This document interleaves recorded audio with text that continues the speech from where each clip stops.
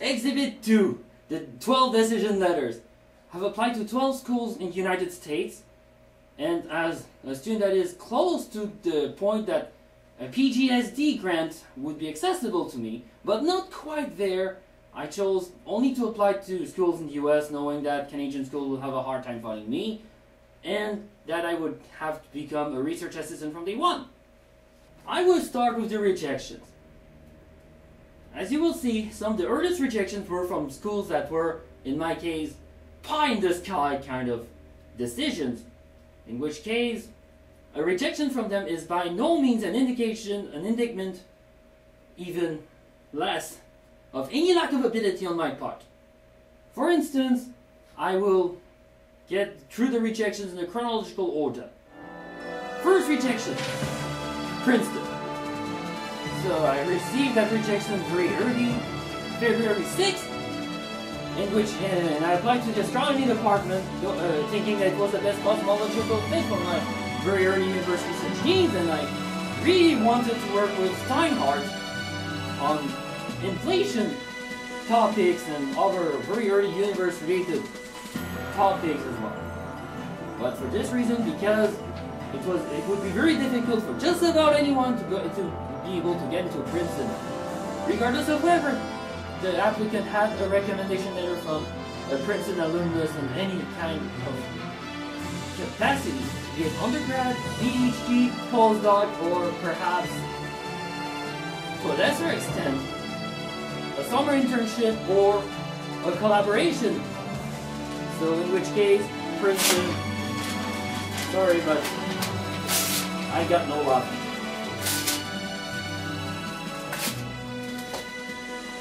Next comes University of Chicago.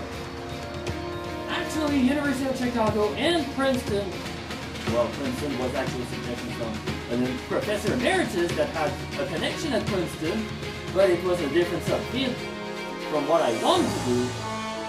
This time around, Chicago, I had a connection under the form of my Stanford instructor and also his postdoc, both of which are graduates from the University of Chicago. And due to some advice obtained by a professor that was also another University of Chicago alumnus and who worked under the very advisor I wanted to have at University of Chicago, Michael Turner, the professor that goes into dark energy, I was advised to apply, as with Princeton, to the Department of Astronomy, in which case I knew it would also be a pie in the sky, but even though the astronomy department proved to be less of a pie in the sky than the physics department, in which case, Chicago, sorry, but no thanks from you. I got no love from you, but this is it.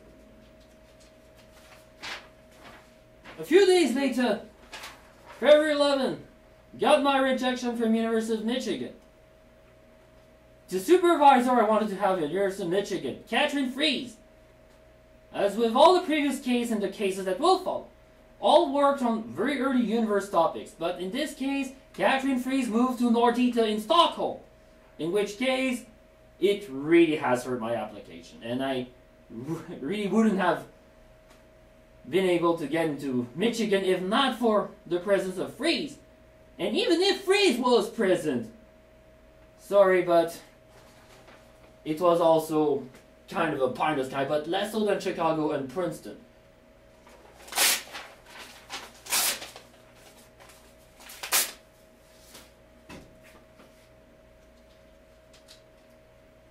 However, unlike the first 3 rejections I got from US universities, Dartmouth College was much closer to home and was purported to attract much less of a caliber of students than Princeton, University of Chicago, and Michigan.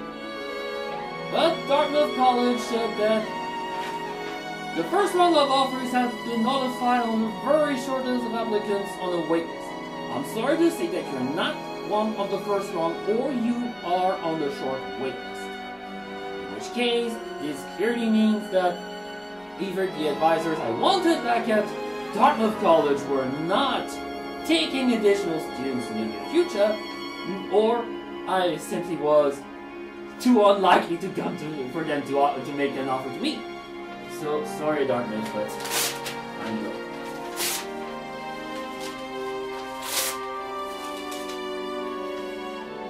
And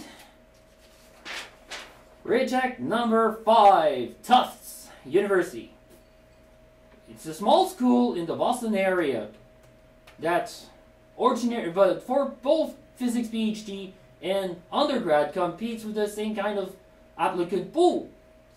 Because Tufts is a lesser known physics department, but nonetheless has a professor I would love to work under. And in addition, I had an alumni contact at Tufts, albeit in another subfield in physics.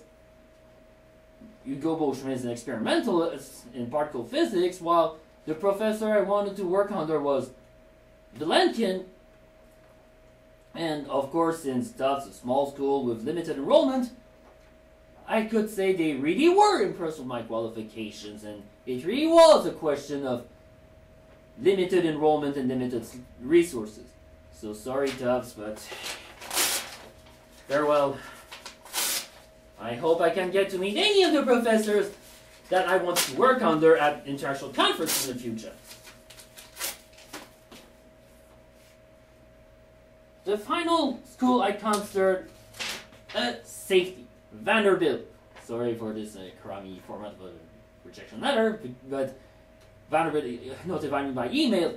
I applied only because the application was free and my current supervisor knew someone at Vanderbilt that worked on the very early universe as well. Bob Scherer.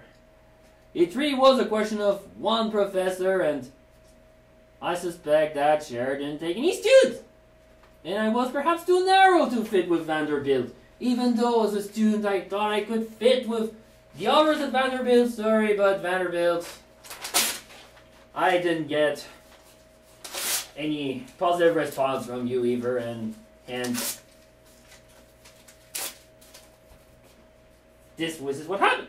And reject number 7, University of Pennsylvania. Sorry for the rejection lettering in French, but I translated it myself because it was one of the schools I cared most about, especially since I had some contacts at UPenn, and I actually visited in person, just like Dartmouth. And again, a rejection from top 20 schools like UPenn, Columbia, Michigan, Chicago, and Princeton are by no means an indictment of any lack of ability on my part. It's just that they have very limited resources and lots of well-qualified students in which they see the promise in most of them that they can succeed through graduate school. In fact, most rejects from top 20 schools still end up earning a PhD somewhere else, nonetheless. And also that at some point after receiving the first 6 rejections, I thought at some point that University of Pennsylvania was a little slow in delivering offers because there were lots of people they could initially give offers to that in fact got offers somewhere else first and accepted their offers, hence withdrawing, and they had to reevaluate the entire situation. Yet, that wasn't enough. Even despite the connections I had at UPenn, that is Mark Troughton, because of my advisor, and Justin Curry as well. My advisor knew Justin Curry better than he did Mark Troughton, although Mark Troughton still knew about my supervisor. Sorry UPenn, but you broke my heart. I got rejected from UPenn. Just the day before I left for my first open house visit at a school I got waitlisted at. Carnegie Mellon. More than Carnegie Mellon. But sorry UPenn, but I had to make that. To tear down your rejection letter. Translated in French though it might be. And the 8th and final rejection, Columbia. It was really late in delivering rejections, and I knew that Columbia was a fairly limited enrollment as well. It was a pretty small department, and my professors recommended me that I should work under Eric Weinberg if I somehow could attend Columbia for my PhD. I knew the cost of living in New York may make Columbia's recruiting of PhD students a little bit more troublesome. And for this reason, they have tried hard to reduce the level of stress to make the human aspect of attendance more livable, more bearable to graduate students. And also because even though their stipend is in $34,000 range, the high cost of living in New York City makes it barely possible to live with that amount without having to use the residential guarantee, which says that every student at Columbia that is in good academic standing can be guaranteed a spot in residence. Not all students will actually make use of that guarantee. And in the case of PhD students, it lasts for 5 years. So sorry, Columbia. I got that rejection when I was at that open house visit at Minnesota. So sorry, Columbia. As I said with all of our top 20 schools, it's not an indictment of any lack of ability on my part. And I'm finished with the rejection. Then come the waitlists. I got waitlisted at 2 schools. First, Washington University in St. Louis, for which I was the only Canadian applicant this year. Perhaps in previous years there had been additional Canadian applicants, but there were no matriculants at this time, and definitely no current students attending Washington University in St. Louis for a physics PhD. In which case, I would have to hope that Dr. Fair would offer me a research assistantship from day one as well, for me to accept their offer from the waitlist if I got an offer from the waitlist at Washington University in St. Louis. But sorry, Washington University in St. Louis, it's just too painful to wait around for a decision from your pod. And they had very limited slots this year for PhD physics students. And then comes Carnegie Mellon. They had more choices pertaining to the very early universe. I most want to work with Richard Holman and to a certain extent Raphael Flogger and Ira Rothstein at Carnegie Mellon. I got even invited to their open house days, even as an international student. And in open house days visits organized by physics departments across the US, you will see that there are, in fact, very few international students, if any. This is because they usually have restrictions on how much airfare they can reimburse the students. In Minnesota's case, it is $500 per student, in which case they can only invite Canadian and Mexican students without getting over their budget. For this reason, I was the only international invited at Minnesota that didn't study in the United States for undergrad. But it would also, as with Washington University in St. Louis, at Carnegie Mellon, it would require any one of the aforementioned professors to take me on as a graduate student, as a research assistant early in the game, because they are much less flexible about advanced standing. They require you to take a placement test in order to see whether you can actually benefit from advanced standing. And you can't, or it would be much more difficult to get coursework waived or granted as advanced standing, which, especially for a master's student, is a considerable academic factor. Sorry, Carnegie Mellon. It's a smaller department, even though it's about the same level as some of the other options for very early universe research. McWilliams Center for Cosmology is still a respectable institute within Carnegie Mellon University to do cosmology and theoretical cosmology at that. You'd have much easier time getting access to observational data than at some of the other schools like Washington University in St. Louis or Vanderbilt, perhaps, or Dartmouth even. But despite the higher salary and the relatively low living cost of living in Pittsburgh, sorry, but it is a painful decision for me to wait around for Carnegie Mellon, but sorry, Carnegie Mellon have your waitlist, but in order for me to go to Carnegie Mellon off the waitlist, I would have to decommit from Minnesota.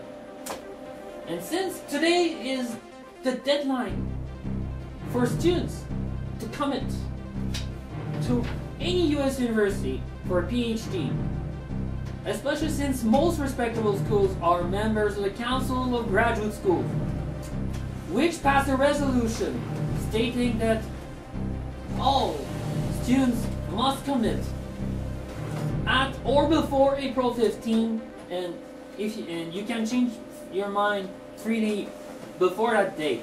But after that date, you need to get a written release from your department in order to enroll somewhere else. Sorry, Notre Dame, but I didn't like the fact that South Bend's an isolated area far away from any major cities. That much I didn't appreciate, even though the cost of living is pretty low as well in South Bend. $21,000 a year for 9 months and 2 months prorated in raised summer funding would make my life livable in South Bend, but sorry, Notre Dame, but even though they had it in terms of human experience of attendance, it just gives off the wrong feel about going to Notre Dame. Which comes to my final decision. My acceptance letter has been translated to French by myself. And I hereby announce that my PhD will be done at the University of Minnesota! In which case, the Twin Cities are a livable place, and with a stipend of about $2,000 a month or $24,440 a year. And of course, the prospect of working with Keith Olive, Marco Peloso, or Tony Burgett are attractive prospects for me to do particle cosmology theoretical work in the next 5 to 6 years. And this is my final decision.